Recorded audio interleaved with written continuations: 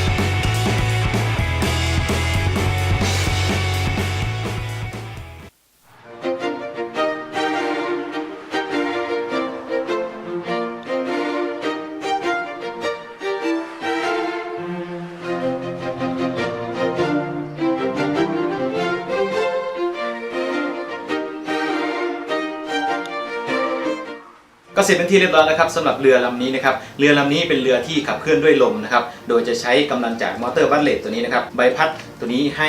เกิดลมนะครับจะดันลมไปด้านหลังแล้วก็จะมีตัวหางเสือ2ตัวนี้นะครับควบคุมทิศทางของลมทำให้เรือสามารถเดินตรงเลี้ยวซ้ายหรือเลี้ยวขวาได้นะครับโดยจะใช้เซอร์โวมอเตอร์ตัวนี้นะครับตัวเล็กนะครับในการควบคุมหางเสือนะครับสีที่ทำนะครับก็จะเป็นสีแดงดำนะครับดุดันเลยทีเดียวด้านหน้านี้เป็นสติกเกอร์นะครับเป็นลายคาร์บอนนะครับส่วนด้านบนที่เห็นนูนๆขึ้นมานะครับตรงนี้จะเป็นกล่องนะครับเก็บอุปกรณ์ต่างๆนะครับก็ข้างในจะมีสปีดคอนโทรลเลอร์นะครับสปีดตัวนี้ก็จะควบคุมมอเตอร์ตัวนี้นะครับตัวที่2นะครับก็จะเป็น receiver นะครับตัวนี้จะเป็น Dimension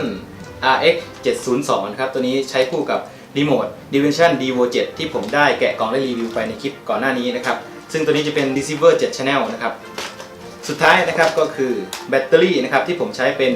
แบตลิเธียมโพลิเมอร์นะครับหรือว่าเป็นแบตลิโพที่ทุกคนรู้จักกันนะครับอันนี้จะมีความจุอยู่ที่ 2,200 มิลลิแอมป์นะครับเป็นแบต3เซลล์นะครับ 11.1 โวลต์โอเคก็ไม่รอช้านะครับไปทดลองเล่นกันเลยครับ